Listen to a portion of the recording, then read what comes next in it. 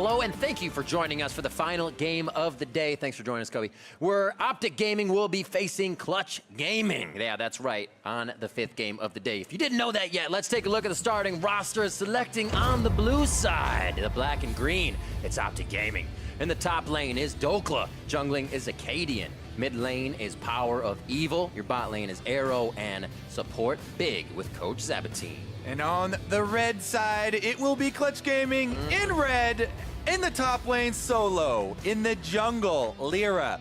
Mid, Febivin. Bottom, Apollo. Support, Hakuo. And Coach David Lim on stage. I want to do that for our caster intros. We should, with some theme songs, get some acrobatics going. So yesterday, Clutch suffered a loss against Golden Guardians after being unable to overcome their opponent's lead, despite the numerous comeback fights Clutch was able to find. They did. And before today, Clutch Gaming's match yesterday was the earliest deficit that we had of any team in this split. At 10 minutes, they were down over 3,000 gold. Ooh. And it was because the Golden Guardians had a strategy of focusing on the bottom lane. And I thought that was a really intelligent choice because Apollo has been such a big performer for Clutch Gaming. Him and Hakuo really kind of understated North American bottom duo that has been performing extremely well. Well, we'll see how they can recover versus Power of Evil, who believes he needs to be the go button for OpTic Gaming. In general, I think it helps the team if I call engages or I call to go in on this champion or to do this and this, right? So I bought the Shurelias, which helps the fellow sticks a lot to engage. So I'm like, when he's ulting in, before that I'm popping Shurelias for him so he can get a better engage in. Or I can like Shurelias, engage with a stun. The Spellbinder is just pretty strong in general on Syndra. I think it's a pretty good item. So you have like the Spellbinder, Shurelias, really fast movement speed engage. So you can look for long range engages on Syndra. And the Spookies was just, we had pretty good success with it in scrims because you can easily get the vision. Like it's really free vision in general. Like I press the Spookies, we can get all the vision really safely. I like everything that he said there, can't deny it. Except for the part where he said the vision from Twin Shadows is free. Because while this build does have the things that he's talking about, and he feels like he has to do so much for his team. He needs speed for this guy, he needs crowd control for this guy, he needs vision for that guy. It does lack damage. This is not free. You're spending money on move speed in a lot of these areas, and you are not getting as much damage as you would otherwise. So while he does feel like he has to do so much for his team, you're not going to have the same, 100% to 0. In the last game, we had Jensen. Every single time Rakan came in, boom, he made sure that Biofrost was going down, right? Absolutely. But, if Power of Evil does feel like he has to do all these other things for the team, it's hard to make a hard criticism and say in all cases that's bad because a lot of things with speed require you to execute on them, right? Right. It's not a stat that's a combat check. There's more it's something to it. you have to have the play around it. And that can show up in the games and that can be useful, just not universally. Well, we will see what they have. OpTic on the blue side to start, as we said. Clutch at 3 and 4 on red. Both teams really looking to start climbing in the standings. OpTic at 2 and 5. Swain and Okay, Aatrox buddy? to start things off. Yeah, Doklas. The water is dangerous. Acadian's like, yeah, over there. He said, this is how you do it. Take a little sip, and you pause, you drink it, another little sip. You gotta be careful. Talon on the side of Clutch is Morgana taken away from that bot side. Not seeing Arrow go away from the marksman too much, but we did get a Heimerdinger from him yesterday. He didn't seem too comfortable. And we are seeing a little deviation here with the Talon ban coming through. With the prevalence of mid laners taking Smite, doing the Raptors level 1, jumping to the level 2, I feel like Talon is one of the best. Him and Aatrox may be like the 2 best Smite mid laners. There are plenty of other options if Power of Evil, again, still wants to run a Smite mid lane. He can do that on Syndra, he can do that on Echo. Anybody, basically, with any sort of AoE that can still, clear effectively and get that extra experience source. But I like the little adaptation here from Clutch Gaming because we saw very effective use of specifically the Talon before. Double lock into Yeah. Zyricon, very powerful. The Jin as well. Saw actually a lot of play of that coming out in Academy by a lot of the teams, combined with Tom Kench actually. So Phil locked that right back in here for some LCS play in OpTic Gaming. Yeah, we're going to have a lot of attack damage here early. So, you know, Jin and Nocturne, both going to force you to build armor. Yep. So this early Mundo pick, at least he won't be able to say, oh yeah, I'm going into, you know, triple mages or whatever, and be able to rush Spirit Visage. At least, you know, he's going to have to be a little bit honest with his build path here, because there's plenty of threat that OpTic have already locked in. However, Clutch Gaming as a whole, these three champions we've seen used by so many teams in the current meta, you know, constantly picking out Mundo and then banning out the two things. You know, we talked about Darius, /Gameplaying, /Gnar, /Jarvan, all those kind of common picks into it. They are going to have the Xayah, which we've seen be very reliable later on due to the ultimate survivability there. See, 3 huge power picks already for them on that side. A good Nocturne lock-in first. As we were saying, that Talon came through, and the Gangplank does get banned out. I was wondering if Doklu was going to take that to the top side. We had Jarvan yesterday, and he had a lot of Ornn games before we saw Lorem in that top side for OpTic, so it'll be interesting to see what he brings to the table. Gragas is the final ban with Kindred as they hit up Lyra a few times for second phase.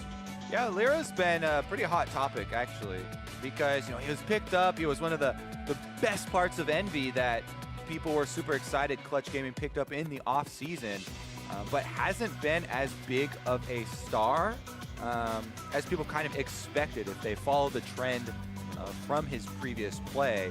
And they are focusing with those bans you talked about, taking down Kindred and Gragas, so looks like he'll just be on the Trundle here. Pretty straightforward champion, straightforward path as well.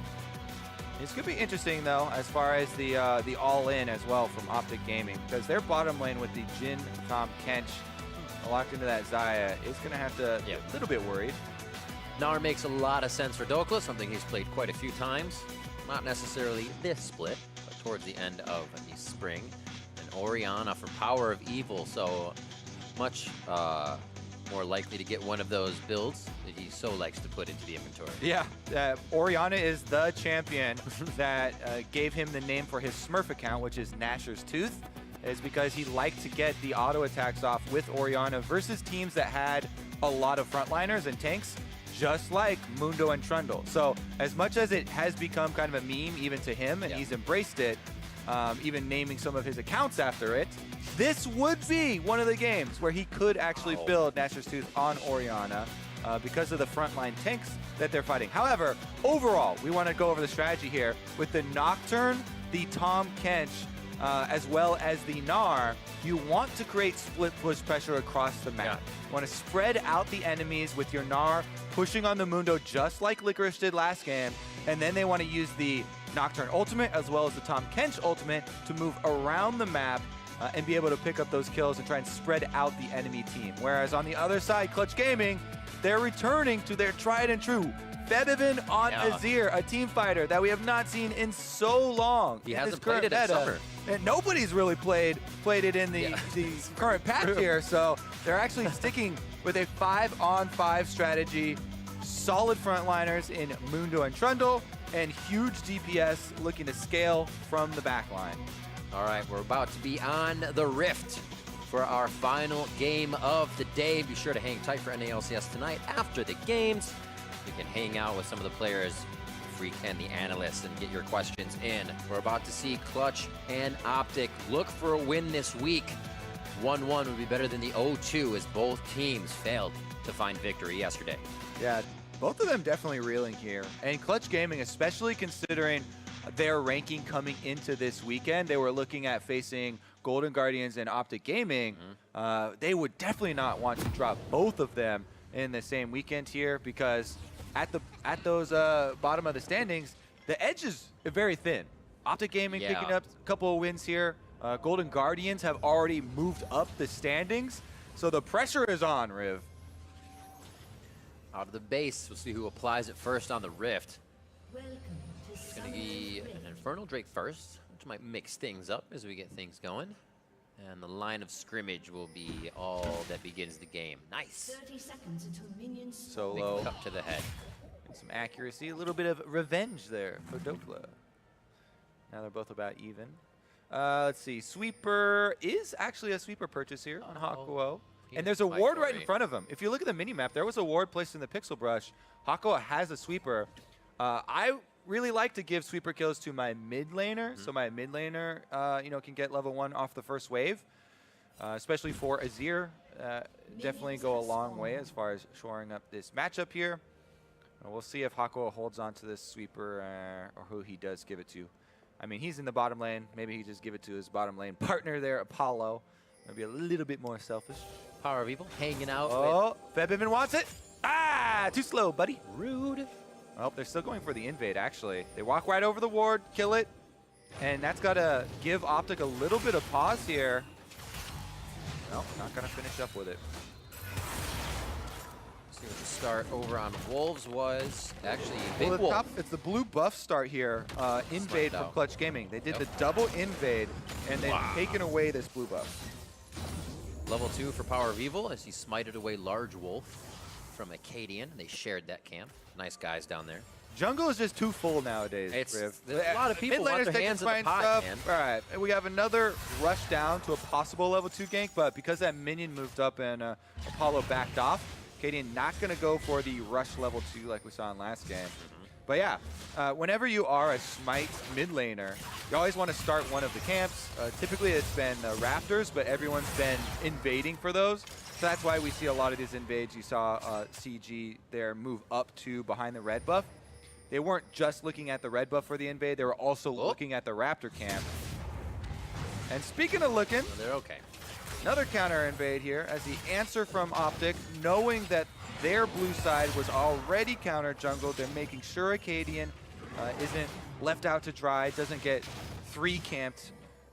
And he's going to be able to get the blue and the Gromp on this side of the map, basically just splitting the map in pressure, which does have an effect on a Narmundo matchup early, as Lyra would have another option to continue. Yeah, there was a slight Smite mid laner, buddy. And he already took that. That's why Power of Evil has this experience lead. Not a terrible thing. Frozen Domain down, so it'll be a slow clear on Gromp. Does a little bit more damage to you, but Trundle is fine. Still has Smite up to get himself out. And all of this switcheroo kind of doesn't put the junglers at any position to get a good gank in to start things off. We saw Acadian look, but just went for Scuttle as Lyra hovers topside. So there is a ward for Dokla, but even so, Mundo's applying permanent slows to him now. Oh, hello. It's just, what are you trying to do? Nothing? It looks like they're actually going to stay on Dokla for a moment here, taking quite a few hits. Paz, what are you doing? Goes down for first blood. That's going to be tough, as he just kind of figured he was dead to rights. So that teleport, I believe, must have been arrows from the bottom. Yeah. lane, and it might have been communication there. It looked like good communication from Clutch to tell them they were going to stop it, because no hesitation from Lyra. He's like, what teleport? I don't care. He continues right on. Oh, yeah, I can see on the mini-map, Rakan made the move, so it was an interrupt there. Arrow is trying to teleport, but good job there. Hakuo communicates to his team before this happens. He says, hey, this guy's teleporting, but don't worry, I got it. Walks right up, gets the edge of the knockup, and Arrow sees it on his screen as well, so proper reaction there is to cancel. That makes the what are you doing much more clear. I thought it was just the, hey, we're taunting you with this teleport. Dokla knows to get out. That's why everyone stressed so much, communication at every stage in the game. Yeah. Keeping the communication very clear and concise means the difference between, committing to fights, pulling off kills like that. And as he said, can change the early game. Acadian with a creative gank route here to repeat gank this Mundo. Gets the slow on, they hit the first one, hyper tags, and he's gonna get the fear down, knowing the flash is down, and secures the kill. On to solo for OpTic Dokla. I love to see stuff like that, where he's willing to burn his flash to get past the vision, because he knows that this ward right there will give Solo overconfidence, knowing that, oh yeah, I got my ward here, there's no way this guy can sneak in, right? Well, Acadian is willing to flash over the back of that Baron pit and make his way in. So good answer there for Acadian to get a little bit back for his top laner. We'll take another look at it, but not much else to explain. Flashes over the back. Once you know, there's no there's no flash on the Mundo, so we know how that one plays out. Meanwhile, Scuttle Crab did go over to Lyra during that replay. You can see on the map it was down there. And then, since this teleport was not used from Apollo to try and affect the top side, he's able to get back out to the lane phase here and keep up with this little CS advantage he's got. Good arrow respecting that damage. Oh, maybe. Gets a little attack speed, movement speed off that last attack. And saves his hide. Bone plating on for Solo as they keep trading. 46 to 41. Yep, trying to move this one back up. And it's pretty good that they were able to get some money back in the hands of Gnar. They actually have not only Nocturne going for a bush gank, by the way. This is one of the most effective ganks for top lane side. Because top laners don't have access to a lot of wards, you just run up through those brush, move up with your laner. And that was actually maybe because they thought there was going to be some action from Lyra up there. But Acadian did show on those minions, and that's going to give Lyra the opportunity to get an early Infernal Drake. So this time around, that wraparound little gank from Acadian through the brush doesn't really threaten the dive. It doesn't do anything except give the information over to Clutch Gaming and allow them a very powerful Drake pickup here. Nice and easy. Grabbing the honey fruit on the way out. We see items in the mid lane on the skirmishers. So it looks like they're trying to get a little fighting down. Power of Evil as well says, let's go toe to toe. I'll smite you down. I really do like when the mid laners actually go for the jungle item completions. Challenging Smite is insanely strong. The damage reduction as well as true damage you're going to be able to get when people are trying to dive onto you and you're going for the 2v2 skirmish situations.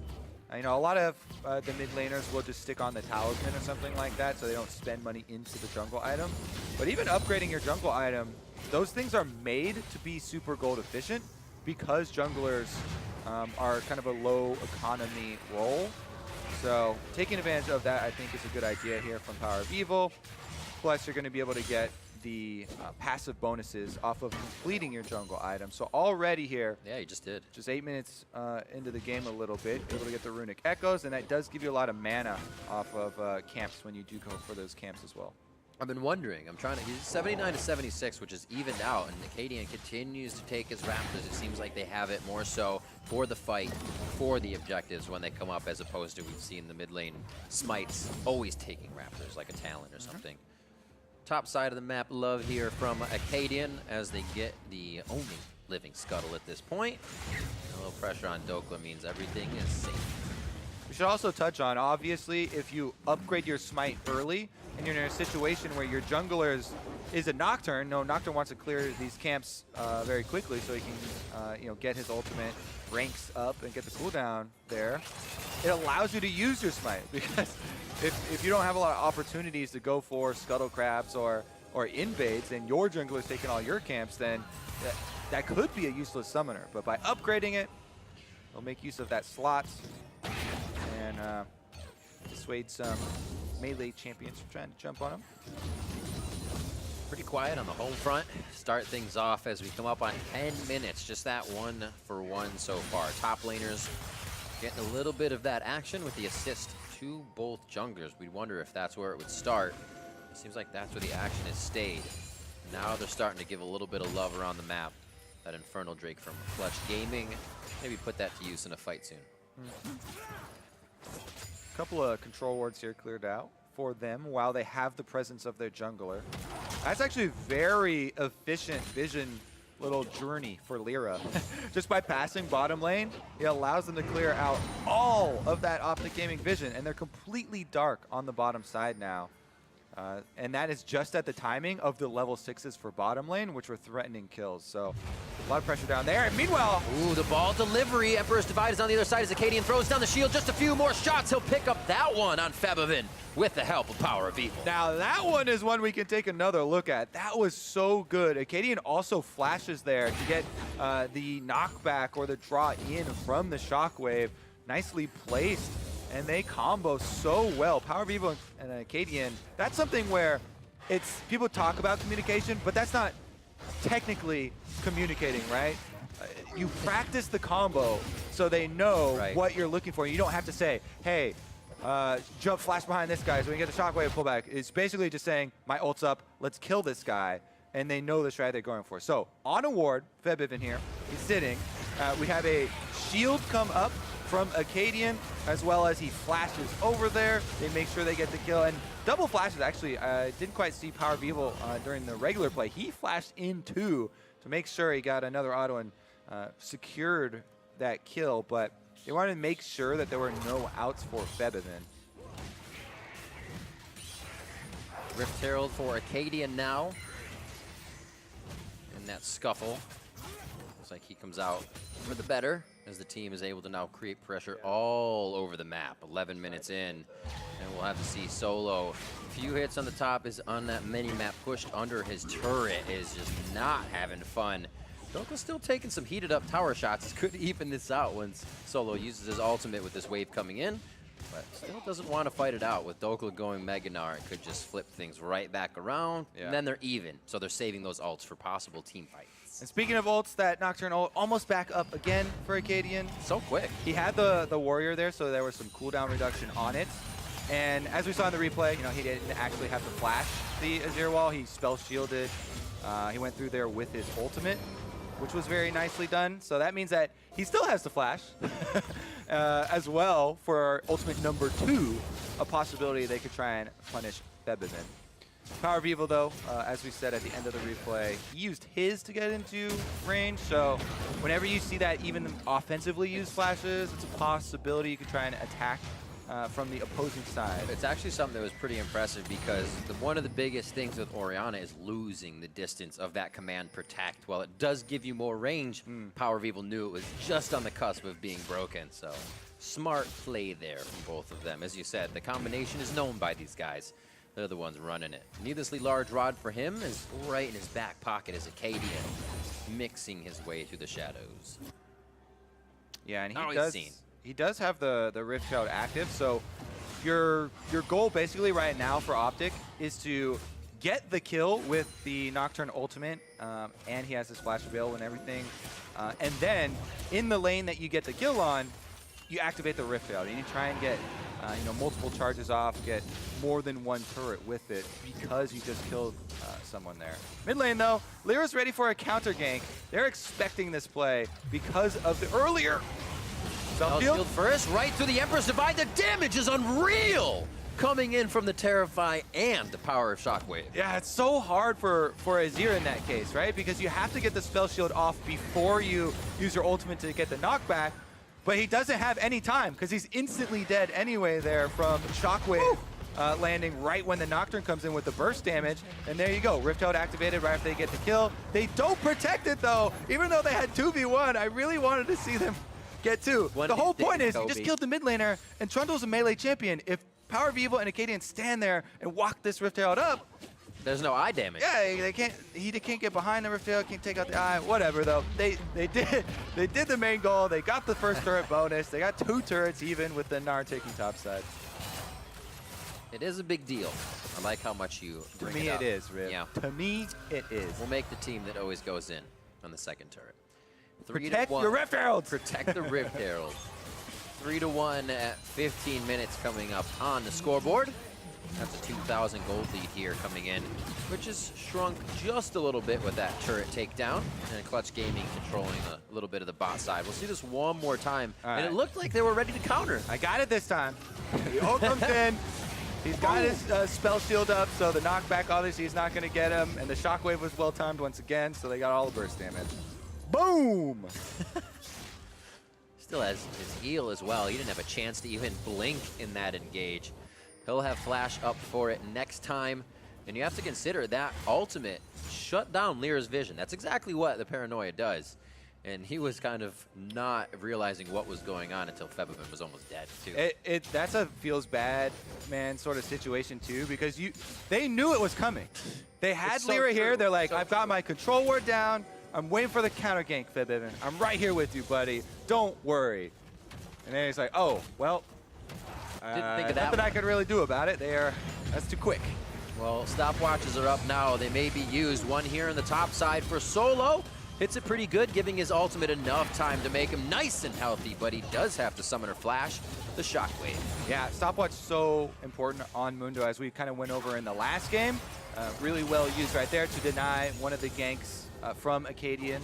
But that being said, this is really on display as why Nocturne was so heavily prized. It still is, even after some of the damage nerfs. He was banned every game today, except for this one.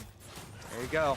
Meanwhile, some turret trades going on as Clutch Gaming are able to get one back for themselves on the top side, but that still leaves OpTic with all of the outers, to their advantage.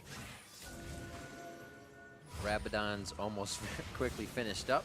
A second item for Power of Evil, so he can just start putting down glass cannon attacks. Miss builds where you just hardly put defense to yourself. I love it. And slow movement for this next Drake. Will be an Ocean, as 2 have already been grabbed by Clutch Gaming. They have, I'm sorry, they don't have the lead in turrets, but it only means the top or middle one stands for them to take down. We should also comment on Power of Evil's build, or what it looks like he's doing this time around, because it's so fun to keep track of his. It looks like second item Rabadon's here. So what we said about damage before, he's like, you know what? Yes, we're getting as much AP as possible super early on. And Rabadon has the percentage increase for your AP, and the jungle item, as we were going over, is such a gold efficient source of stats. They actually recently buffed the Runic Echoes in a couple patches ago, where now it gives 80 flat ability power. Yeah. And it's so cheap, in addition to giving you that challenging smite, that this is a very, very efficient, just giant numbers AP rush build for Orianna. So PoE is going very, very big here for big burst damage, as well as being able to apply that big shield you were talking about. And if you think about what we just heard from him, being able to activate, being that go button, wanting a Shurelya's on some builds because that's what that effectively does, that's what Orianna's W is. Doesn't have to put it in this build, gets that utility out of one of his favorite champions already, and that is bringing Acadian into the fight immediately. That's a big glowy brain, Riv. Freak's the one who always does those jokes, so that's why he snuck into my head. It's okay. No! Can't get away from him. Freak is higher ranked than me, so I will accept that. Even when he's on the analyst desk, can't get away from him. Mid lane turret, not going to get too much pressure. They have zero vision on what OpTic is doing here, so they don't want to put themselves in a scary spot. Yeah, Doko's out of there. Mini Gnar form, just going to hop over the wall. Meanwhile, let's take a look at it, as Clutch Gaming do need to regroup. They've got the Elemental Drakes to their advantage. However, Febivin here going back to this Azir pick that everyone else kind of dropped very quickly after the last couple patches, has been focused, and they're keeping him down. And he's a super hard scaling champion that needs to get, to a couple items, and needs time in the fights to actually get off these auto attacks. Yep.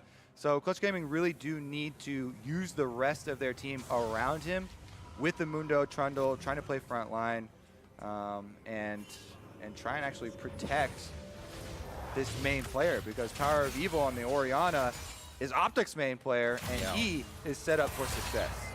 His go button is getting pretty big. He's going to be able to hit that for everyone. He might. Almost triggers it there, but the team is right behind him. Acadian is literally leashed to Power of Evil at this point in the buddy system. He's that third summoner spell. Yeah. Nocturne now! Summon Nocturne. Very effective right now against Clutch Gaming. 3,200 or 32,000. Oh, there's 34,000. Setting up for it. The ball's passed over to Acadian. Looking for a juicy target there in the jungle. Not a whole lot resulting from this fight in the bot lane. Yeah, Dokla does have Berserker Greaves, though. So in addition to, Armor Shred and the Grievous Wounds, he's got the extra attack speed. He is looking to continue his dominance in the side lane, pushing up, keeping turret pressure. And again, as we mentioned in Champ Select, that's what OpTic are trying to use with the long-range Nocturne ultimate and the Tom Kench possibilities. You push up your side waves, you keep the cross-map pressure, and look for people to pick off. Clutch Gaming on the map now with about 5,000 gold in their inventories to spend across all of their players. They're just holding off this pressure from OpTic, constantly putting down more wards, trying to clear out. until they can find kind of those solo backs to put some more items in their inventory. No time for that just yet, as mid lane getting suffocated by OpTic. Arrow getting in that first and last bullet of his. It looks like they'll back off.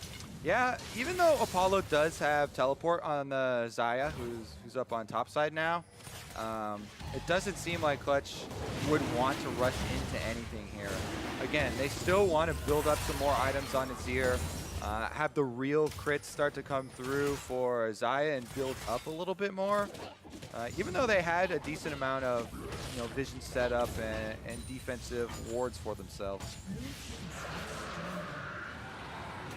Ocean Drake now going over to OpTic. I'm enjoying watching actually how much money everybody has right now, because if they were to win a fight on the side of Clutch, spending 2,000 plus gold, we actually just had Febiven buy something, escalates these fights even more. Here it looks like they'll be able to get in and buy already, so everything I'm saying kind of fizzles out, and they'll be able to test the damage with their core items they were looking to have before getting into that Baron fight. Scuttle grab here from Big, possibly. It's going to be slow going.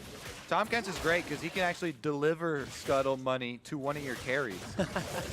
There we go. You don't say. Send it right over to PoE, who is going super hard carry mode this time, by the way. Oh, yeah. I think he heard Void Staff. he heard the criticism last time where he was like, yeah, I feel like I have to do so much for my team. I got to get speed. I got to get vision. I got to do everything. Now he's like, you know what? Full AP. I was actually full damage. Joke and say get a Void Staff next, but I thought he was going to put maybe an Orb or a Ludens in there for the middle ground, but we're already getting to that 25, 30 minutes, so I guess Void Staff. Put it in. All right. Pushing up the side waves. Look at the mini-map here. Top wave pushing. Bottom lane, they've got Dokla on solo. Now all that's left to get the mid lane going.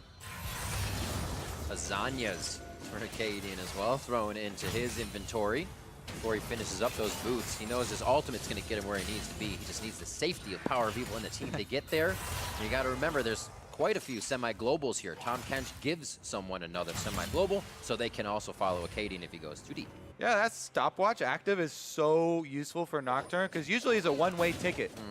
Paranoia in, kill your target, but you feel like eventually you're going to go down because you're so squishy. Everything about him is a nightmare.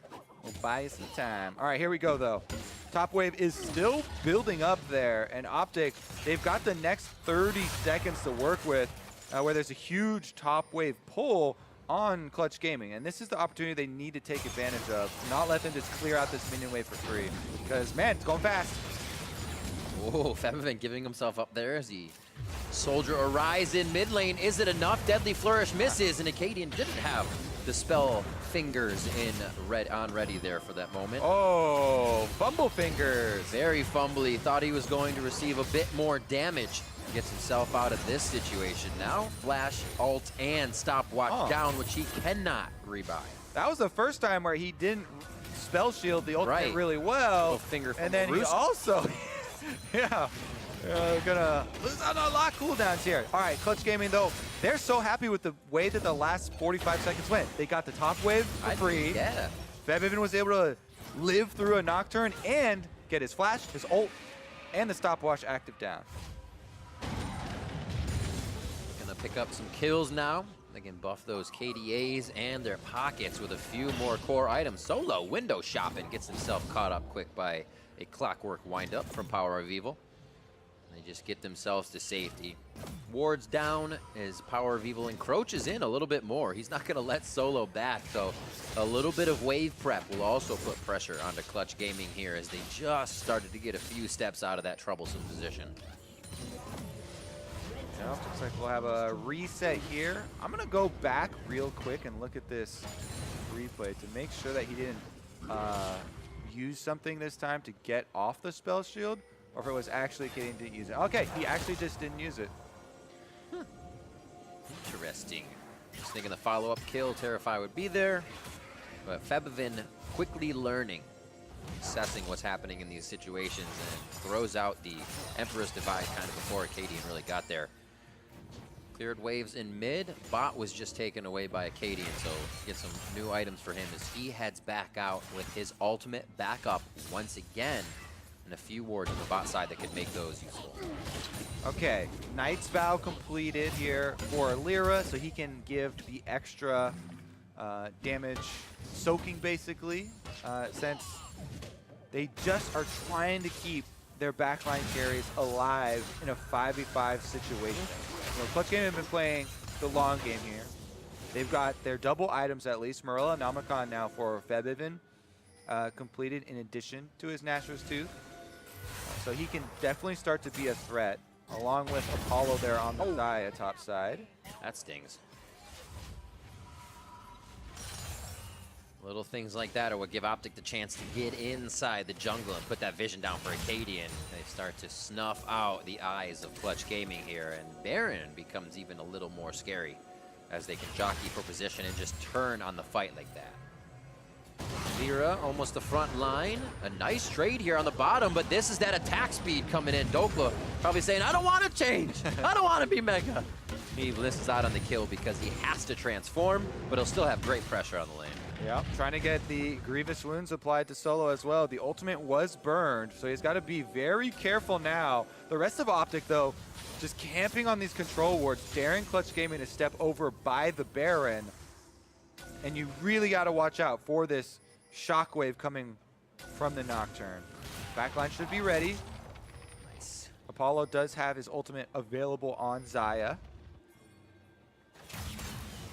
What is next? A few champions, or I should say players with 1,000 gold or so in inventories, but not enough to really go back and make an impact by just yet, which is why we're seeing this milling about on the Rift. A possible fight over a ward. Baron hits maybe just to get some damage onto Power of Evil. You can see the pillar would have activated that damage if he was still in the pit. So everybody's trying to get a little something without committing too much here. You can get very strenuous at this point. You don't want to be the one to mess up. There's the hits coming in. Paranoia on to Solo now, and he is not solo. Two more members of the team there. Deadly Flourish and no curtain call to follow up as they are just out of range. Down on the bot side for Dragon Objective. Yeah, they're not going to chase him through. It's interesting because a second Ocean Drake for now could give OpTic, you know, the four-man squad that's hovering by the Baron. It will give them more options as far as actually starting up the Baron when they're threatening around there. Instead of just hovering on the control wards, they can actually start it up and regenerate due to the double Ocean Drakes stacking and have a bit more threat as far as, you know, are we actually going to go for the objective for enforcing Clutch Gaming to be honest and keep up their vision control. Stopwatch and Last Whisper for Dokla. 2,000 to spend and has that Blade of the Rune King and Black Cleaver to start just tearing Solo apart. See if he can get to these team fights away from Dokla. Participate with a few of those, because if Dokla's not there, I don't think Solo's going to be going down too quick in these fights. Power of Evil slowly waltzing out, but has a bit of a sixth sense. We'll see how well it treats him. Yeah. Nobody's surprised here. everyone. Acadian just hatching that ward. All right. Back off. That was a funny standoff. In the end, no blood drawn, and we still have the same situation, though. Control wards all around this Baron, and OpTic will threaten it. A couple of them have been turned off right now for Clutch. Another one in the back of the Baron pit, and they have a few around. But again, Ocean Drake will allow them to regenerate. Don't touch it. Ah. Already had the vision. This is what you were talking about, Kobe. Now they feel very good to sit around this position. Also, the Ocean Drakes make Dokla such more bigger nuisance against Solo, who's healing up quite nicely with his Warmogs now. Every little thing playing in favor of OpTic. But Clutch Gaming has that turnaround team fight. They have that Azir that can just start shredding through as we set this back line. But can they find it? OpTic starts up Baron. Okay, no vision here for Clutch. They don't have anything inside, but the Baron's not going down too quickly. I think at this point, Clutch is like, they're not going to do it if we just step forward, but they are being able to get bot lane. So something eventually has to happen for these little back and forths that OpTic is doing. Kind of what Turtle was talking about on the analyst test, though. even though you have this split push advantage there with Gnar, it's going to take him so long to actually get inside the base and get inhibitor turret or anything. It's so much about forcing Clutch Gaming into rushing something, right? Rushing into a bad position. Slowly but surely, he's getting some damage on these turrets, and the inhibitor turret is the one that you can't really ignore. If the Gnar starts to get significant damage on this inhibitor turret, then Clutch Gaming really do need to move. He's clearing really fast at this point. Just a few waves. Red buff as well has to be quite a bit troublesome for Solo. It looks like Dokla doesn't like the vision he has. Not knowing where Apollo is makes him back off, but now that puts priority towards the bot side. Arrow teleports in. We'll see if Dokla chooses to join the fight. There's the teleport from Apollo. Slowly, OpTic has been pulling off of each Baron. They want that engage to happen, but only if they can get now Dokla's got to run for the turret. He has to clear his minions as quickly as possible, but Solo's already heading back there. And the Mundo should be able to keep the damage off. So we continue with our stalemate, buddy. Such a game of yo-yoing potential offense and defense. It's like, here it is, and we'll take it back. Don't have enough pressure. When the defense comes through and the attack comes back, somebody will be able to solidify a kill here, and it's going to open up the game quite soon. But nobody feels confident enough to engage. It may just be a split push that pulls off a solo kill here, and then another team is able to move through. Definitely slower than what we were watching last game. Both teams continue to size each other up with no fight. If you're at 4 turrets to 2, you'd see a bit more vision for OpTic between the shorter part of the jungles on top and even bottom side. They have a few in on the right side of where Febivin would be, so those teleports could be big in a Clutch Gaming retreat, but you need a reason for him to retreat. Even with the Tahm Kench Nocturne combination, right, you're there in a minute, a second. OpTic have not been able to keep up the pressure and force Clutch Gaming. They've been farming at their turrets here without any real pressure, and that is exactly what they want. Infinity Edges are now coming in for both marksmen. Already one half of the death cap possibility here for Febivin. I mean, it's just one needs to large right now, so he can turn into whatever he wants, but there it is. Gets the big buy. And now he's got the 3-item spike here for the big later game carry. Plenty of options available too, because he still has his stopwatch. That is going down quite slow at this point. Down to about half HP. Lyra just over the wall. Here's one ward. Would have to flash into the pit if he wants the smite fight. 15 for junglers. Goes in. Acadian gets the smite, and now it's going to be bad for Lyra as his flash was used to get in with no safety. Battle dance! Almost just in time. Apollo takes quite a bit of damage from that shockwave, but he does get the Featherstorm back, and he gets a kill for himself onto Big. Finally, they activate the fight, and Clutch Gaming pull the trigger a little harder. Scattered call here, and it actually leaves Dokla pushing with a Baron buff on the bottom side. That inhibitor turret is toast. You gotta remember about the things on the outside of the map. While Clutch feels great about that, they lose the inhibitor turret and are quickly back to recoup a little of that pressure on the bot side of the map. Seemed like a little bit split decision making here from Clutch Gaming. I think they would have been in a good situation if they all had just run through a little bit earlier and forced the fight at Baron rather than going for the steal first. So they attempt to steal, their frontliner gets basically burned down to 0, then they fight it and they commit to the teleport and fight after the Baron's already dead. In the end, yeah, they clean up another kill, but like we were saying, on the bottom side, they did let Dokla inside of the base. This shows great reactive fighting by Clutch as well. Acadian smashing the ultimate right before Baron goes down, denying any vision, so Clutch had to quickly rethink that fight as soon as they saw the OpTic members. Now have a few Baron buffs to deal with at 2 minutes, but feel like they can flex a little bit and are going to take down mid in their favor. It's definitely going to be an interesting Baron power play to evaluate, as OpTic actually got quite a bit. Let's see here, though. Clutch, outer turret finally down there. They got some gold back for themselves. And again, they're scaling up for their 5-on-5 front to back. The stone plates are actually very big buys for the tanks, too, later on in the game. Coming in. Now that Lyra does have that in addition to solo, both frontliners are going to be able to put up some pretty big defense there. Smart play from Dokla as well in his build of defense. Not making sure, I should say, making sure that Lyra isn't getting too much out of Subjugate from him. Might still have a little bit of that Meganar love when he gets the ult down. As wards are being cleared out here, face to face. You gonna let a support do that to you? 2-0-2 Acadian. He knows he's stronger. They're just waiting for the perfect engage. A mid-turret down to about 20% HP. Febivin being kind of the only lonely that can really clear here unless they have Apollo to help. Meanwhile, Power of Evil, 4 members are making their way towards this Orianna. Ooh. Dissonance, that's his speed. Oh, good shutdown of vision. The paranoia is not necessary for everything that OpTic need, but it does allow them to keep the pressure on the map. Yeah, there you go for OpTic. They're able to use their globals now finally to get 2 turrets with the assistance of Baron buff. Power of Evil still on top side too, so there's another turret that they can pressure. I just realized how menacing Dokla has actually been. 407 CS to 346.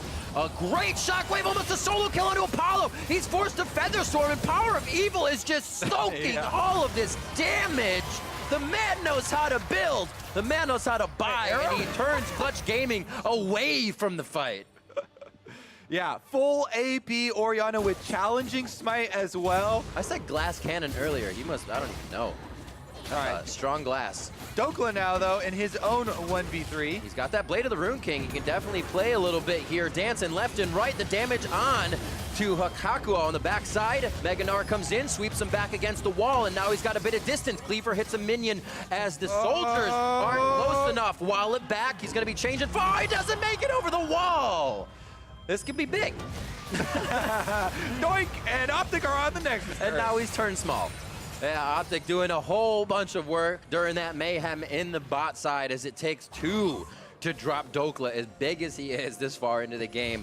Now respawns from Lyra come in, but the base has been hit by OpTic Gaming, and Clutch is trying to repair. The Baron buff, the key that unlocks everything for OpTic, as they're finally able to get all 3 lanes pressure, use their globals to make sure they finish off these turrets and push down so much of the Clutch Gaming base. Now, both side inhibitors are down, and there's a straight road down mid.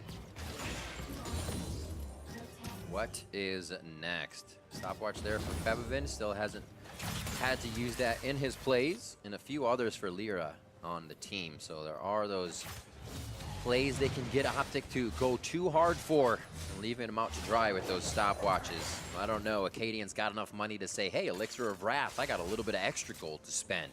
And we'll start putting that towards more utility and strength.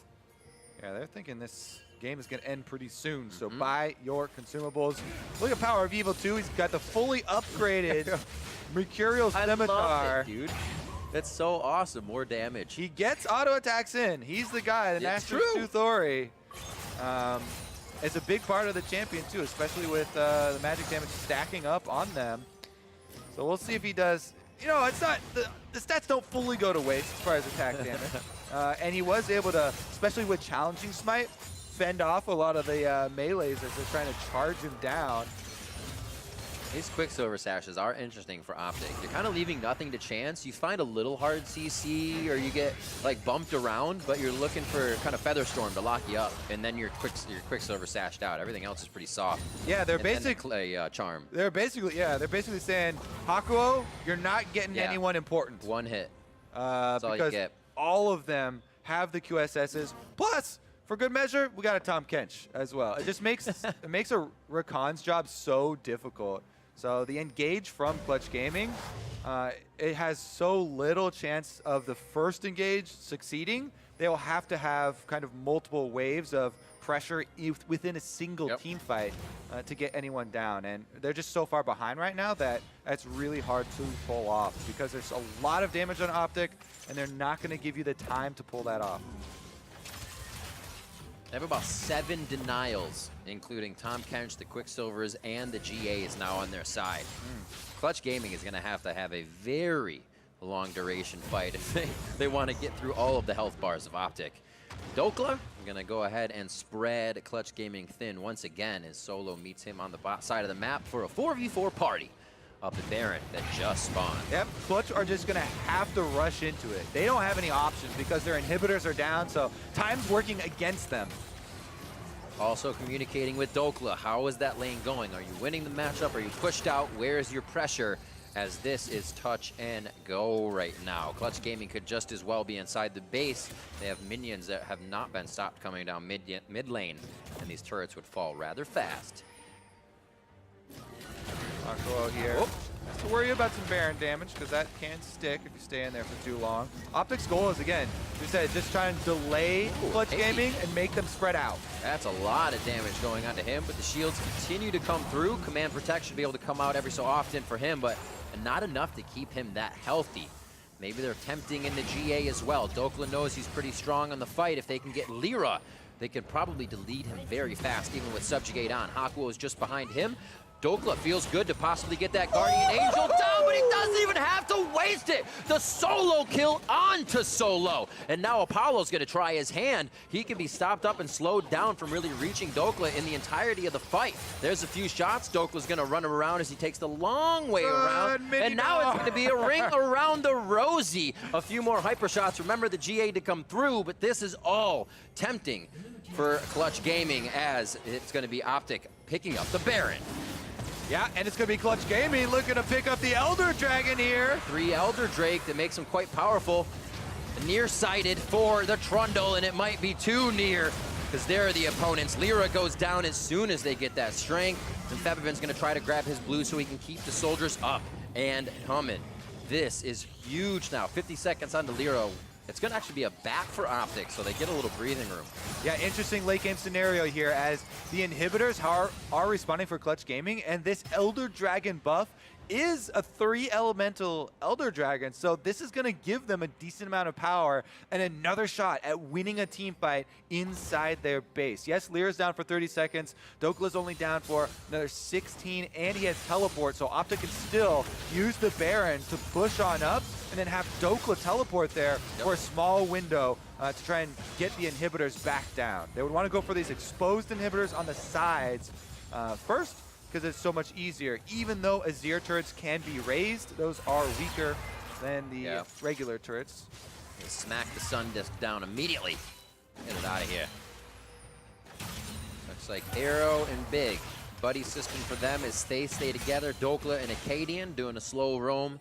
And they've left Power of Evil by himself. The one without the TP is they figure if they're going to go for it, he'll be able to rotate quickly to that mid.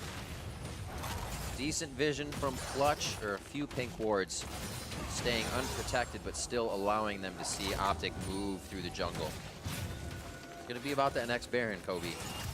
Still got a minute and a half left on this one. I don't think OpTic's going to be able to do too much with it. Whew. Yeah, they're trying to keep up the pressure, and even with Baron buff, they're so afraid of the Clutch Gaming squad moving around as 5 that they haven't quite been able to get inside the base. Here we go, though. Minion waves are moved up to the edge.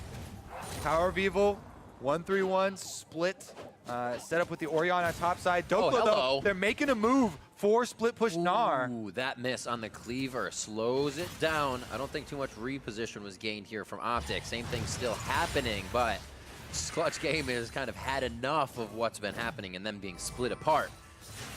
Slowly trying to activate on the bot lane. One idea, but now OpTic knows they want that fight and will peel off even faster. What's next on the docket for Clutch Gaming? Or is it just going to be to have to accept the pressure until OpTic maybe makes a mistake? Half an inhibitor's worth of damage up there. OpTic still threatening the collapse here with Nocturne and Tom Kench ultimates if Clutch Gaming overcommit to trying to answer one of these side waves. And the Baron buff is helping them get some damage, but only 30 seconds left on that Baron buff. I mean, they only got one more wave after this to work with.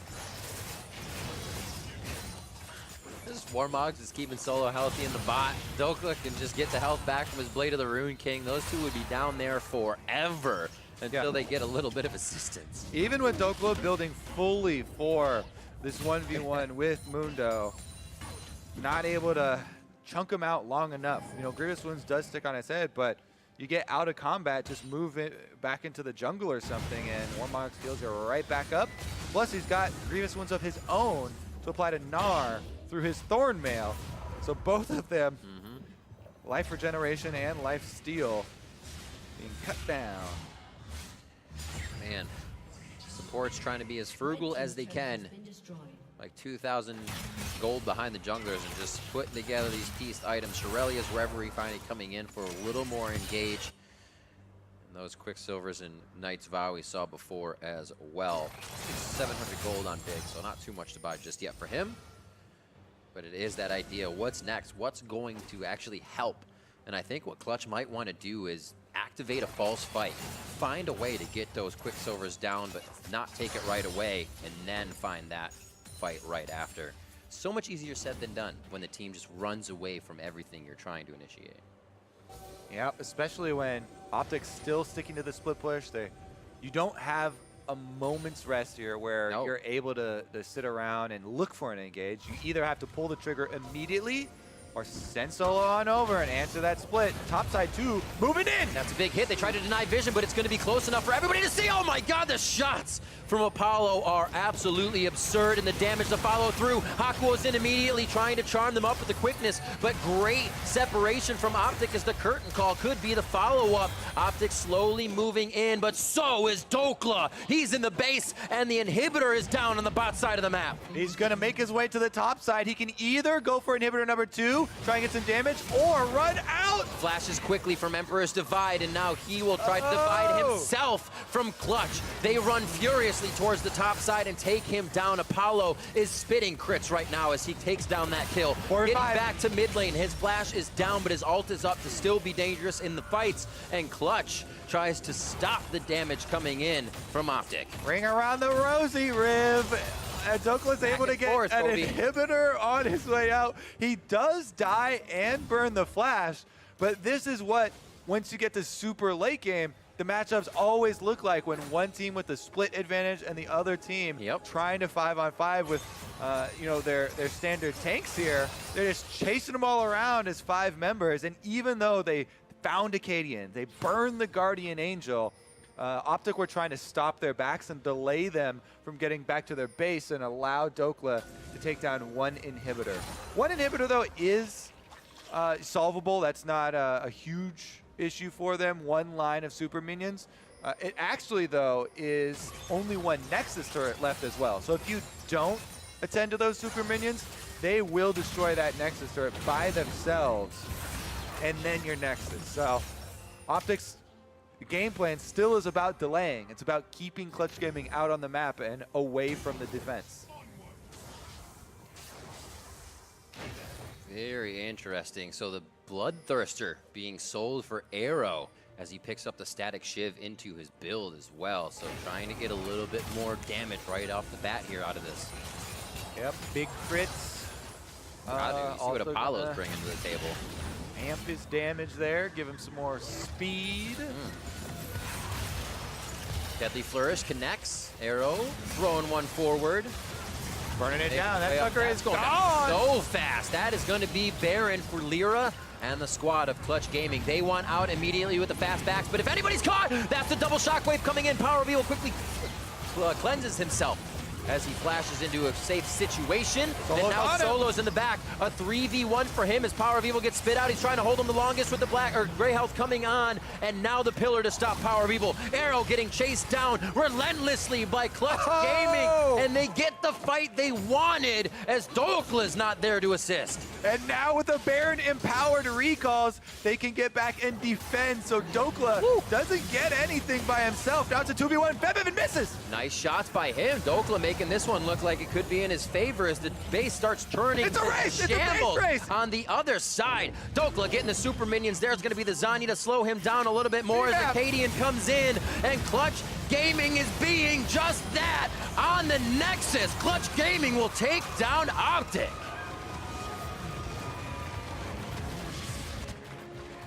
What a backs against the wall game for Clutch to come out swinging after tempering the damage of OpTic so much from lane to lane and weathering the split. It can be so frustrating as the 5-man squad to deal with split push for that long. But again, the neutral objectives are always the answer way out, right? They 5-man, they just rush down the Baron, and if they get the Baron, then the Baron-empowered recalls allow them to get back and defend from the split push. So once they were able to secure that, Holy moly. that's the end of that game. The confidence to tell yourself you're doing the right thing when you're not seeing any results from, like you said, as that split push kept happening, they kept just leaving solo bot. They kept having Dokla and the rest of the team for OpTic engaged onto solo. And they're like, hey, we're actually holding here. It's just a matter of time until we force it all back onto OpTic. Whew. Wow. Have to be so decisive Resilience. in those late game situations Yeah, when you're faced absolutely. with that much pressure. OpTic, though, you gotta say, coming out so strong. You know they wanted to use the Ori. You know they wanted to use the Cadian, and time after time, they secured kills with that. Clutch said, we need to slow down. We can't give them a chance for a Cadian to tag onto anybody. And that's what really started to stall the game out. Yeah, that Nocturne Oriana combo, very effective early on, getting them a lot of control, but in the end, team play there from Clutch Gaming comes out on top. That they do, and to get some more on that comeback win, let's send it over to Avali and Clutch's Shurima Shuffler in the mid lane. Thanks, guys. Febiven, congratulations on that win. I want you to tell me a little bit about that game-winning fight. Well, yeah, we were kind of screwed. Like, they had one inhib, and if we wouldn't start Baron, they would just instantly, like, they would try to backdoor with Gnar. So if we would just stalled, they would have started Baron again, and then we would have, you know, just played like the whole game played out. But yeah, they gave us a window to start Baron, and then I think, yeah, we were just way stronger in team fighting, and we were confident that we could go for it. And then, yeah, I think like 3 people of them died, so we only had to defend, and then, yeah, it was kind of easy to end after that. And I mean, sorry to say, you look a little tired. It was a really long game. How do you guys keep your composure throughout the games, and what's going on through the comms the whole time? Yeah, it's really hard in this kind of situation because they had split pushing champs and Tom Kench, and we were on the back foot all game because I played really bad early game, so they snowballed, and yeah, they got a huge lead out of that, and then yeah, I mean, you just gotta do what you gotta do, you know. We practice like against that, and we know how to react, so they just misplayed and we capitalized, and then we won in the end. Have you identified maybe any room for improvement, either in this game or for Clutch as a team? Yeah, for sure. Like our scrims, our training are really poor. Also, our early game is pretty bad. Like sometimes we do really well, sometimes we just lose really badly. And I mean, we can improve on everything, you know. Like we're no near a perfect team. We're still looking to get into playoffs, you know. Try to get into the finals again, you know. But yeah, I mean, obviously there's so much to improve. Well, Febiven, thank you so much for your time, and I hope you celebrate this weekend. And to wrap up the day, let's hear from the State Farm Analyst Desk. Thank you very much, Avali. Thank you, Febiven, for the interview as well. What a game to end on. We got a very long, drawn-out battle. We got to see another Nara Mundo, which is interesting as well. And we can see, of course, the lineups on your screen right there.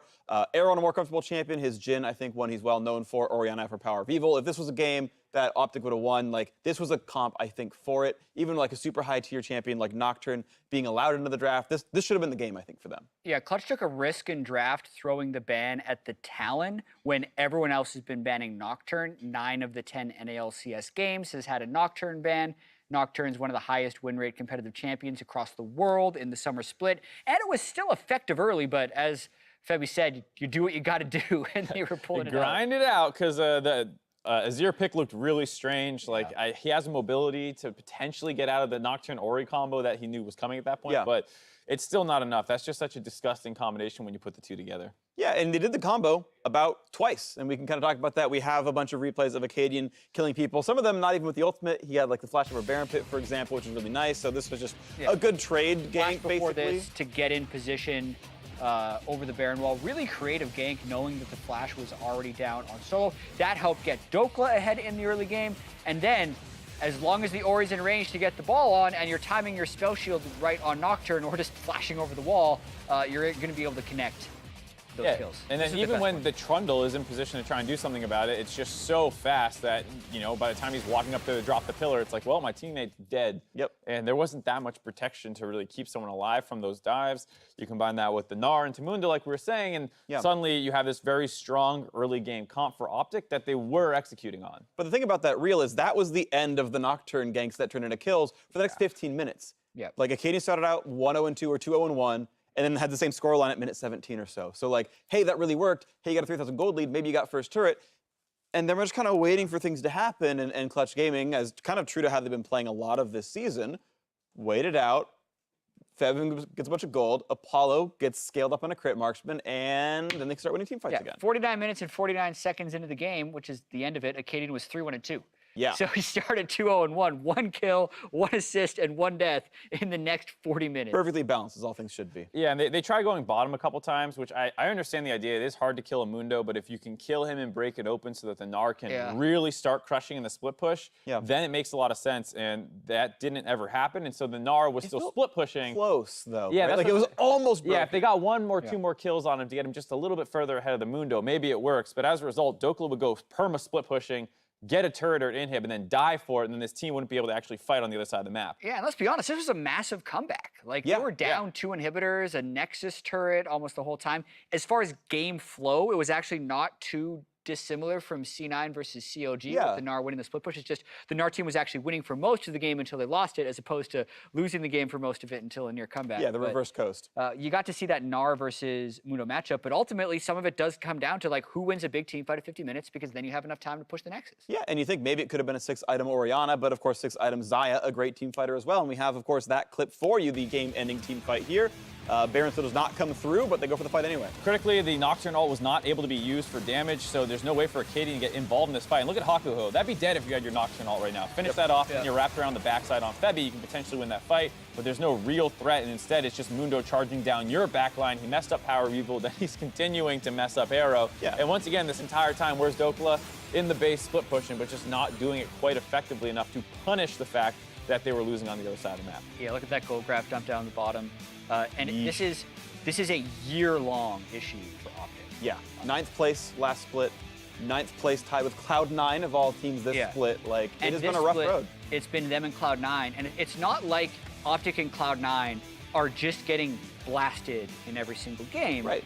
They are doing pretty well and respectively for most of it, but they're not putting it together at the end. For Cloud9, it's been just the first part of the summer split. For OpTic, it's been the whole year. And sorry, go ahead, Mark. This is just a random stupid note, but people should throw out Mundo games for DPM. Like, if you play against the Mundo, your DPM doesn't count. Because, like, wow, 4,200 in a 40-minute game. What a god. Yeah, 40,000, excuse me. And then, you know, Huni had that monster game against the Mundo. It's like, you know what? That's kind of inflated. Yeah, and I want to say, I do respect OpTic for trying, right? They had the gate sub for a little while where they said, okay, let's put him in there. Let's just try going obvious funnel for a couple of games. Yeah. And that worked for us. Turns out, okay, Cade's probably such a good player in the jungle, you probably want him starting every game and not just hard falling every time, but they're running Smite mid. And Pee-wee looks good. He's got, you know, something going on for him. So I think, again, they are close. The 2 and 6 is maybe a bit low for them. C9 in a kind of a similar boat, of course, as well, where...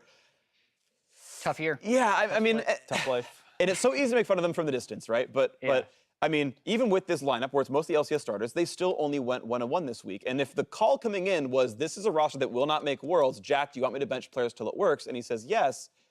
Yeah, and Freak, I'm going to continue to predict C9 until I was about to say, who cares about that? Why would you predict them? That's the bigger question. Why would you not predict C9? They have always made it to Worlds. This was a bad day for predictions, hey, man. Because you look at that and you think, okay, 100 Thieves, Team Liquid, they're first place. TSM, they're usually good, right? Surely I'll do well, but no. This is the year that all the trends break. TSM didn't make a finals last split this time.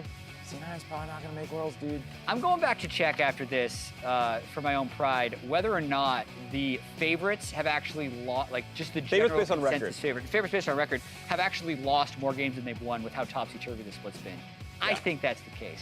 I mean, Golden Guardians 4-4, FlyQuest 4-4. There's, I mean, it's actually pretty nuts how close standings actually are. There's 8 teams within 1 game of first place. So I am done with these gentlemen. I'm done with the analyst desk for today, but the show is not over. NALCS tonight starts right now. Woo, it's Do you have exciting. music? Da-na-na, da-na, da-na. I'm better than Mark Z. Silver scrapes and hi, welcome to NALCS Tonight. My name is David Freak Turley. This is Isaac Zed Cummings Bentley and the one and only Huhi, NA's greatest resident mid laner. Oh. Out of 10, what do you give him on that entrance? 10. Oh, thank you so much. That is generous. He told me best, so. That is, okay, well, that's fair. That's You're nice, amazing. nice person, you know? You're a very nice okay, person. I okay, appreciate you lying to me to tell me I'm good, because these guys just tell me I'm crap. Of course, all games in Week 4 are complete. Let's pull up the standings, and look at that Counter Legend Gaming in first place. Well, It's a sight to see. I mean, they're in first. First. It's 5 and 3. That's true, that's true. It's alphabetical order, all right? It doesn't even count. You're cheating. Yeah, so I mean, really good weekend for you guys. How are you guys feeling now? Like, there's so much talk about all the parity in the league. Like, do you think you guys have improved a lot, that you are near the top now? Definitely, because in the beginning of this week, our scrims were really going poorly, and we had a lot of issue. But like, as going into the late of this week, I think we figured out a lot of mistakes that we were making, and we were actually like winning a lot of scrims after, and like. Now we won 2-0 weekend, and for going for next week, I think like we're really confident, and we're gonna work on the problems we have. Awesome. Yeah, you guys are definitely improved much. Of course, the run to Worlds requires a playoff spot for you guys, and right now in position. So it's that time of the NALCS Tonight where we put our guests to the test on Scion Speedway. So before Huhi takes the stage for his run, we do have a couple additions to the leaderboard. We asked a couple of our European friends to test their mettle on the Scion Speedway while they were here for Rift Rivals, so check it out. Do I sit here and I just start with ult? Or can I walk and ult? I start with ult? Okay. No, we don't have time. We don't have time. Ready? Yeah? Yeah! Let's go. Actually, I'm really sweating, you know? I'm really sweating right now. I'm really sweating. Oh, my God, I just lost the game. Why am I, when I was practicing, it was so much better. Please. It's so bad already, no.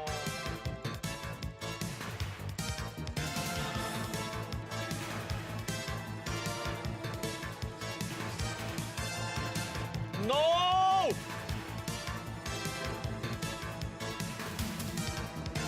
Please. Please. No! Please don't be worse than Biofrost. Don't be worse than Biofrost. Ooh. Please tell me I'm not worse than Biofrost. Please tell me I'm not the last one. Okay, can you tell me I'm not the last one? I'm not the last one, okay. Please tell me I'm not worse than Biofrost. Ooh, Biofrost at 13 and Yankos got a good 3 seconds on him. That puts into context like how bad Bio's run was. You've got to restore You gotta the pride of your show 'em team. up. I mean, Yeah. you guys may be improving on the Rift, but on Scion Speedway, CLG is looking pretty bad. Yeah, I'm gonna represent CLG, and our goal was like pushing Biofrost out of the board. Yeah, that's good. And hey, you've got room for more imports as well. So, you know, maybe some Korean supports are better at Science Speedway. I don't know. Just a thought. I hear G2 is a pretty good Korean support. Just saying, we like to poach Bring from in them. LCK, Scion one trick just for Scion Yes, Speedway. let's go. All right, Huhi, though, it is your turn for Science Speedway. Please head over and let's see how well you do. CLG, yeah, I mean, they made it to first place in LCS today. Maybe he gets first place in Science Speedway. He's got to at least beat EU. Yep. All right, so when you are ready, I will count you in. Are you ready?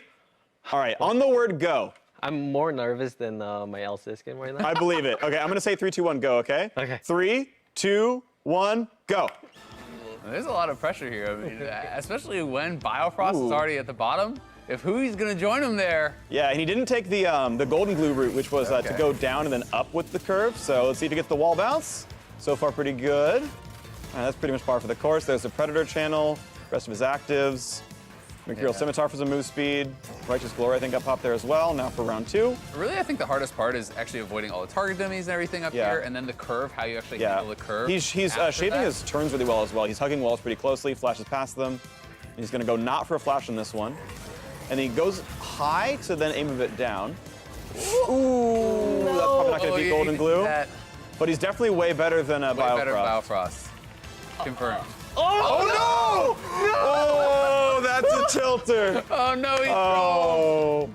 The double tap R. He's probably going to lose a couple spots for that. All right, come on back. Still better than Baufrost. Yeah, oh. Still better than Baufrost. Far superior than Baufrost. You beat me for sure as well. Still a mid 48, which isn't too bad. 48. That was Baufrost, I think, sitting at 52 or something like that. Oh, okay. You Yeah, beat Yankos, beat a lot of you guys. You're still doing all right. We'll maybe get an updated score table later. We'll have that soon. So either way, how'd that go? In practice, it was actually better, but I guess That was the same the for pressure me. got me, My very first run in practice was like actually pretty clean, and Yeah. I hit like 4 walls in actual. Choked on stage. I did choke on stage. It's unlucky. Either way, so that went well. At some point, we'll have the graphic up. I think otherwise we'll probably transition a bit forwards. And so, yeah. Talk to me about sort of just your results this week, because obviously the run is really great. Were you expecting kind of the 2-0 week? Like, what was your thoughts kind of coming in, and then how are you feeling about your standings? We definitely felt a little confident going to this week, but like not like previous weeks. Yeah. Because of like just I said like about the scrims that was going. But like playing the games, like we were pretty confident. We knew we were gonna win. Like for example, the C9 match, our bottom lane was crushing, and we were like, they were giving us confidence, and we were like hyping them up. That was kind of close though. Yeah. That one got a little bit closer than like you might in have the wanted. end, in the end, it got close, but Never doubted it, though. Yeah, we never doubted it. Like, Okay, well, speaking of never doubting, we have your score ready to go up on the screen. So how did it go? Huhi number 10. Oh, I beat you, Huhi. Ooh, above beat you. Yankos, but below Caps and Odoamne. So unfortunately, Europe holding up a lot of these top spots right here. Yeah, the top 8 has 2 EU, 2 NA. Top 10 though, so you're still in the LCS. okay, got it. You're still in the LCS. You haven't been relegated yet. At least Yankos got kicked out. It's a decent thing there. All right, well, throughout the weekend, you were calling out the biggest plays and the most exciting moments on Twitter, and we've gathered some of our favorites for this week's LCS Big Plays, brought to you by Acer Predator. Up first, League ESAN praises JJ's dominating lane presence against Team Liquid. Yeah, and so JJ has been having honestly like a really good time with FlyQuest. It feels like he has been playing pretty well, and he does play like a lot of different champions. You know, kind of any thoughts on his performance so far in the LCS? I think their FlyQuest in general definitely has more strength with them, especially like after they switched their support. I think they're winning a lot more. So like maybe their synergy is better, maybe their communication is different. So it's definitely like a good move by them. Yeah, JJ's 3-1 with the roster right now. So I mean, that's definitely like one of the best win rates just in NA right now. So the best is 5-3. 3-1 is a bit above that. So next up, Panic Kiri highlights Mickey and his incredible contribution to Golden Guardian's first ever 2-0 weekend. Yeah, honestly, both his games were really good. This Talon, jumping around and managing to stealth through. Just one shots for Apollo. He cleaned up a lot of team fights this game. Yeah, he really did. And like, I think this is one of the first weeks that Mickey has had where he's actually looked really good on the LCS stage. You know, a lot of people talk about how talented he is in scrims and these sorts of things, and it's finally now showing up in his LCS play. You know, kind of what are your thoughts on Mickey? Like, have you guys really scrimmed much against them? We actually didn't scrim much with them because especially next week we play against them. But Mickey is a type of player like that prioritizes lane a lot, so he is really strong in lane. But I think out of the lane, like if he's not playing like an assassin, I'm not sure like if he's really good at team fighting because he didn't show that much. Yeah, anyway, good stuff from you guys, of course, and of course a good mid lane from him as well. But now finally, Roberto Fuentes shares his love for CLG's Darshan's big plays and big reactions. Group up. Yo, we went. Oh, stay together. There's no. There's dead. Play there. Help Darshan. Oh my god, let's go. Go. Oh my god. Darshan, go. Yo, anything? Yeah, I got it. Also. Dude, I love Darshan. He gets so hyped. Yeah, like I was saying, like when he gets a solo kill or a big play, like he screams so much that he will like excite us and hype us. For example, that play, like we were talking about how we were like he's chopping like enemy's head. Yeah. Dude, glorious executioner. I mean, that's technically Darius' brother, but close enough. Yeah, I mean, it's actually great. It's one of my favorite things about esports in general. It's like, especially with LAN environments where you can just kind of yell kind of across the room towards each other and whatnot. Like, I've always been a big fan of that sorts of interactions, and I'm glad we got some players who get super hyped when they get kills and whatnot. Well, thank all of you online for your submissions. Make sure to continue tweeting us your favorite plays all summer long using the hashtag NALCS. But big plays aren't the only things we gathered from Twitter. Earlier in the day, we asked you for your questions, and we are here to answer them. Up first, Warrior Leonard wants to know if Huhi has been following the World Cup he's happy that France won it. Well, I'm happy that France won because it's like kind of where I was born actually. Right. Yeah. So I'm glad that they won, and I kind of heard that they were like kind of underdog, which CLG was kind of known for underdogs. So maybe there's a relation there. Yep. Confirmed. All of France are CLG fans. Yeah. I think that's how that works. Forget SOAS, forget all the other French players in the LCS, steal back on. No. CLG as Huhi.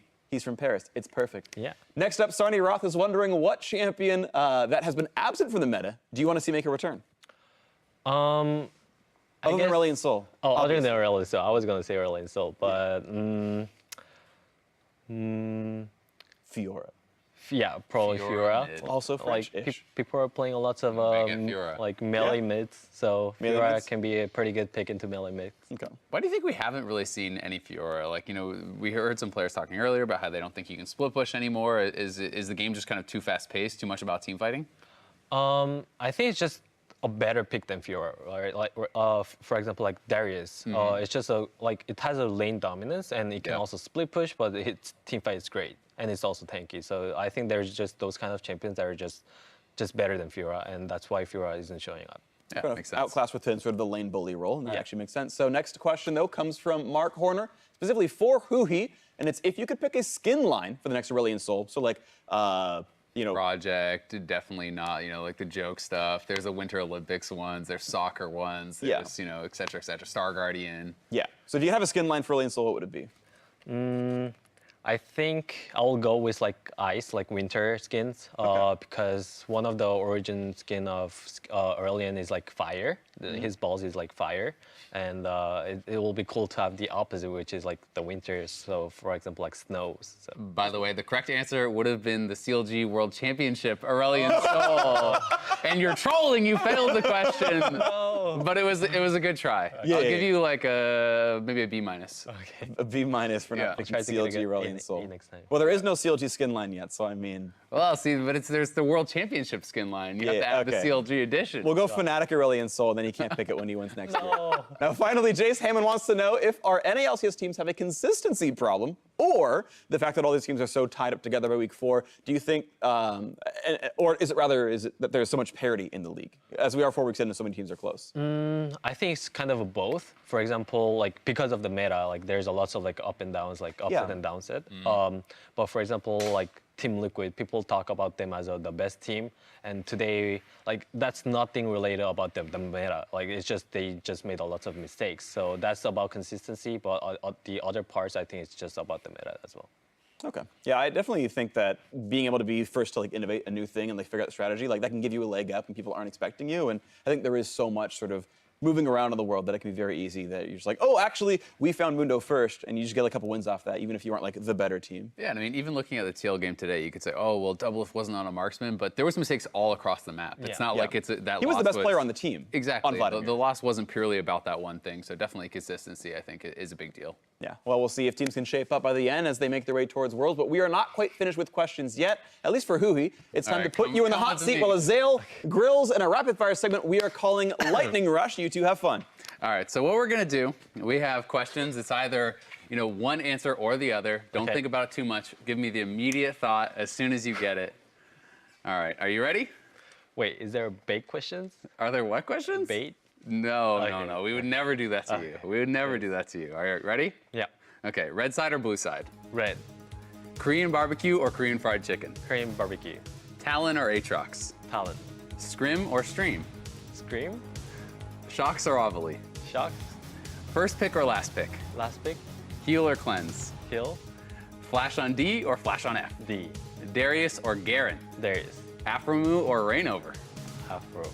Oh, TSM or C9? TSM. Adidas or Nike? Adidas.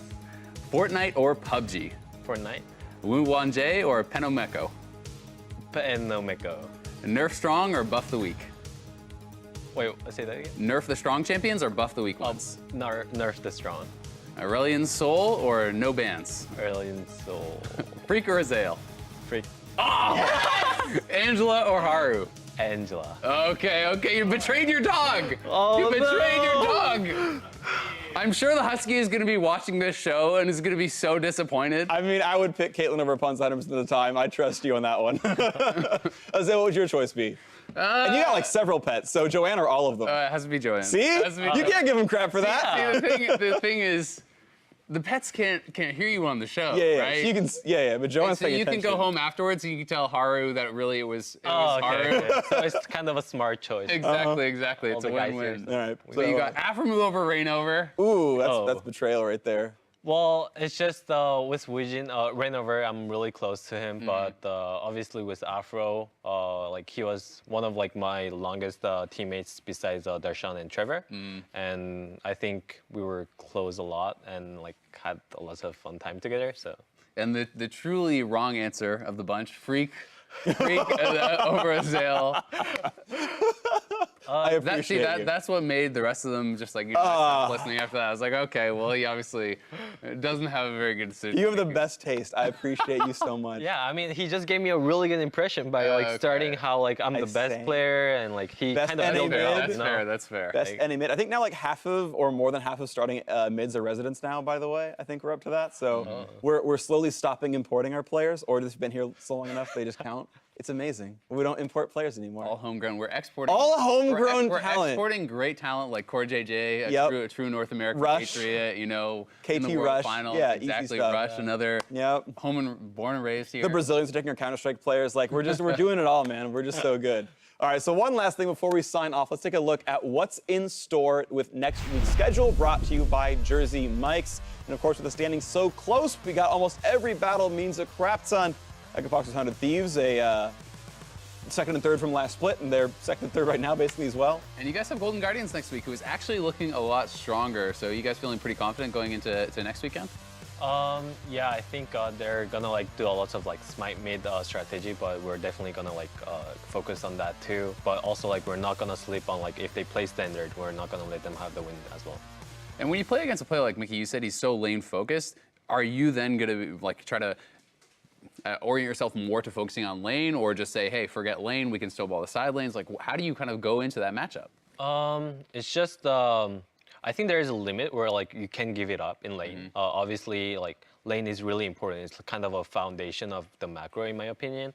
But it doesn't win you the game in the end. So, like you just have to be really smart about like how much focus I'm gonna put in the lane, and then how much roaming am I gonna do, or how much like vision control am I gonna control, like stuff like that. Cool. All right, well, thank you very much, Huhi, for your time. And again, congratulations on first place so far in North America. That's a wrap for week 4. Special thanks once again to Huhi for joining us at LCS tonight, and was an amazing guest, as he always is. The entire live broadcast crew, everyone on air, thank you so much for watching, and we will see you for more NALCS next week.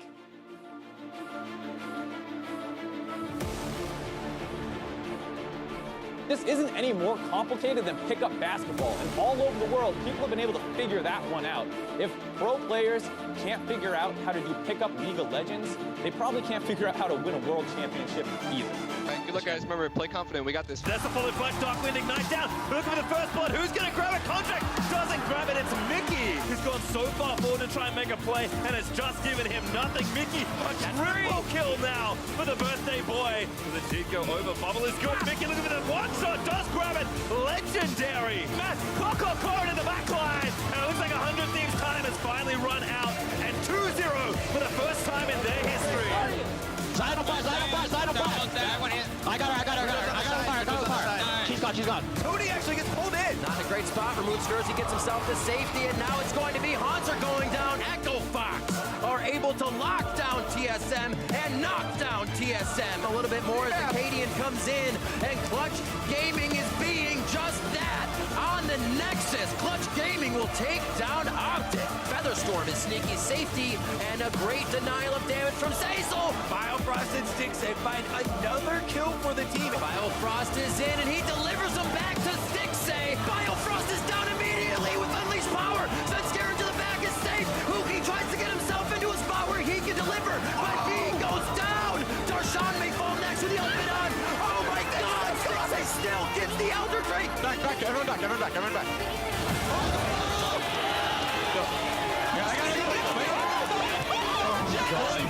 Jay, you're insane. Holy shit, Jay. NA mid laner, by the way. they wanna loot mid, I think. Oh no, Impact, why did you flash? Santoro gets the kill. Smithy just pops down the Kindred ult, and now he's dead as well. That was so tragic for Team Liquid. Pops the watch away, he's trying to get a counter kill desperately. Oh my god, he hit the creep, he got the heal, and FlyQuest will get the double kill. But he's now caught. Liquid looking for the first kill. Kindred already down, Dublin. He finds the flash and gets the kill. Gets a good pulverize, a last breath. Maybe gonna combo on even total. Flashes out, and that's gonna be game. FlyQuest smash Team Liquid.